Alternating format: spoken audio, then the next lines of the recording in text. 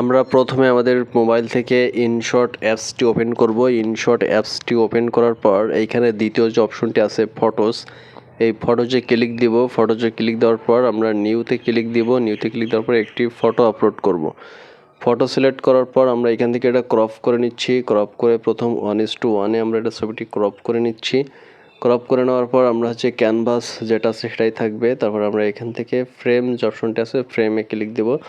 দেওয়ার পর প্রথমটা ক্লিক দেওয়ার পরে দেখতে পাচ্ছেন চারি সাইডে সাদা হয়ে যাচ্ছে। এখান থেকে আমরা আমাদের প্রয়োজন মতো বর্ডার যতটুকু প্রয়োজন ততটুকু আমরা দিয়ে দিচ্ছি।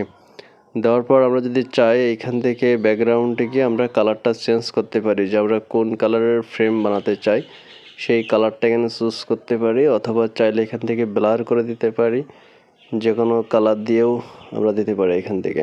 বা এখান থেকে সাইডে আমরা গার্ডিয়ান কালার যেটা সেটা দিতে পারি, বা নিচ থেকে যে শেপ আছে প্যাটার্ন আছে এখান থেকে টেক্সচার আছে, আর যার যেটা পছন্দ সেই আকারে আমরা এখান থেকে আমরা ফটোর ফ্রেম তৈরি করতে পারি। তো এই ছিল আজকের ভিডিও। আমাদের ভিডিওটি যদি ভালো লাগে আমাদের ইউটিউব চ্যানেলটি সাবস্ক্রাইব করে রাখবেন এবং পাশে থাকা বেল আইকনটি বাজিয়ে দিবেন। ধন্যবাদ সবাইকে।